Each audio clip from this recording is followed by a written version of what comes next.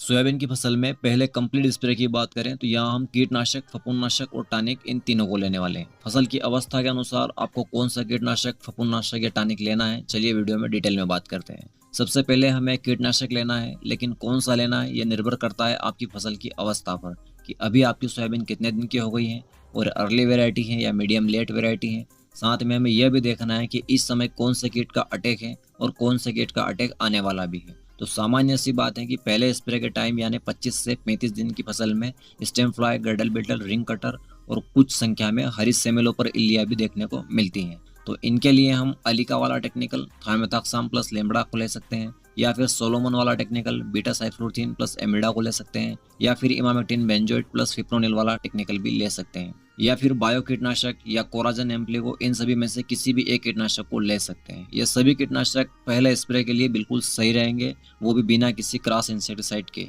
क्योंकि इनमें से ज़्यादातर में दो केमिकल हैं, जिसमें एक कॉन्टैक्ट और दूसरा सिस्टेमिक कीटनाशक केमिकल है, और ये अकेले ही स्टेम फ्लाई, गर्डल बीटल और हरी इल्लियों पर काम करते हैं।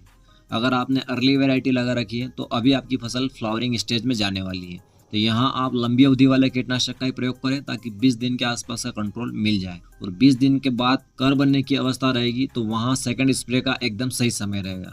लंबी अवधि के कंट्रोल के लिए आप इनमें से कोई भी एक कॉम्बिनेशन ले सकते हैं, या तो इमामेक्टिन बेंजोएट 1.9 EC को ले लो, यह तना छेदक और फल छेदक वाले सभी कीटों और सभी तरह की इल्लियों को कंट्रोल करता है, या फिर बायो कीटनाशक के साथ में क्विनोलफास, प्रोफेनोफास या अलीका में से कोई भी एक क्रॉस में ले लो, या फिर इनको इंडोक्साकार्ब के साथ में क्रॉस में ले लो, या फिर क्रॉस नहीं लेना है तो इंडोक्साकार्ब प्लस नोवाल्यूरान वाला कॉम्बिनेशन भी ले सकते हैं। और अगर आप महंगे कीटनाशक जैसे कोराजन एम्प्लीगो के फैन हैं तो फिर आप किसी की नहीं सुनेंगे, इसलिए फैन तो वही लेने वाले हैं। तो इन सभी में से आप किसी भी कीटनाशक को लेंगे तो आपको 20 दिन के आसपास का कीट नियंत्रण मिल जाएगा, अगर क्लाइमेट मौसम अच्छा रहता है तो। नहीं तो यही दवाइयाँ 10 दिन ही काम करेगी या फिर 30 दिन भी निकाल देगी। ये किसी के हाथ में नहीं है, इसलिए इनका फिक्स कुछ नहीं कह सकते। अब आते हैं फंगिसाइड पर कि फंगिसाइड लेना है या नहीं लेना है, और अगर लेना है तो पहले स्प्रे के लिए कौन सा ठीक रहेगा। अगर कृषि विशेषज्ञों की और अधिक उत्पादन निकालने वाले किसानों की माने तो उनका कहना है कि हर स्प्रे में फंगिसाइड का उपयोग करना चाहिए, क्योंकि खरीफ की सीजन है, बारिश का कोई भरोसा नहीं है, कितने दिन लगातार गिरती रहेगी, और अगर लगातार पानी मिलेगा और अधिक नमी बनी रहेगी तो सोयाबीन को फंगस लगना निश्चित है, और बीमारी दिखने के बाद उपाय करेंगे तो खर्चा भी अधिक होगा और रिजल्ट भी इतना सही नहीं मिलेगा। इसलिए अगर हम पहले इसको ध्यान में रखकर फंगिसाइड लेंगे तो बाद में उतना परेशान नहीं होना पड़ेगा और होने वाले नुकसान से भी बच जाएंगे। तो पहले स्प्रे में हमें महंगे वाले नहीं, बिल्कुल बजट में आने वाले फंगिसाइड लेना है, जैसे कोंटा प्लस वाला हेक्साकोनाजोल हो गया, प्रोपियोकानोजोल हो गया, या कार्बेंडोजाइम मेनकोजेब हो गया, या फिर टेबुकोनाजोल सल्फर हो गया। इस तरह के फंगिसाइड लेना है जो बजट में रहेंगे और सही से काम भी करेंगे। अब आते हैं टॉनिक पर कि कौन सा टॉनिक लेना है। तो यहाँ पर मैं आपको दो चीज़ रिकमेंड करूंगा। पहला है माइक्रोन्यूट्रिएंट मिक्सचर, जिसमें जिंक, बोरॉन, फेरस, मैग्नीशियम और कैल्शियम चिलेटेड फॉर्म में हो, जो पानी में आसानी से घुल जाए।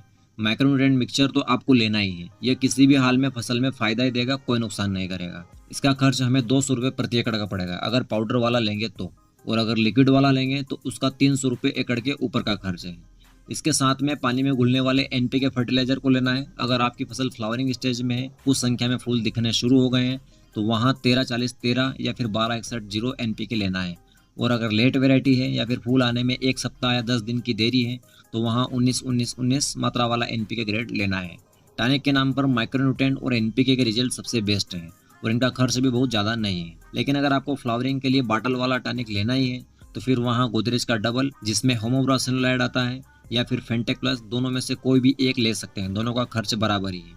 और अगर ज़्यादा खर्च नहीं करना है तो कम से कम माइक्रोन्यूट्रिएंट मिक्सचर तो डाल ही देना, और ये भी नहीं करते हो तो फिर सबसे कम खर्च में वाटर सोल्यूबल एनपीके फर्टिलाइजर 19-19-19 या 13-40-13 या फिर 12-61-0 को ले सकते हैं। तो ये आपका कंप्लीट डोज बन गया, एक कीटनाशक, एक फंगिसाइड और एक टॉनिक। तीनों काम की चीजें हैं और जरूरी भी हैं। जानकारी अच्छी लगी हो तो वीडियो को लाइक कर दे, नए मेहमान चैनल को सब्सक्राइब कर ले। वीडियो को अंत तक देखने के लिए धन्यवाद।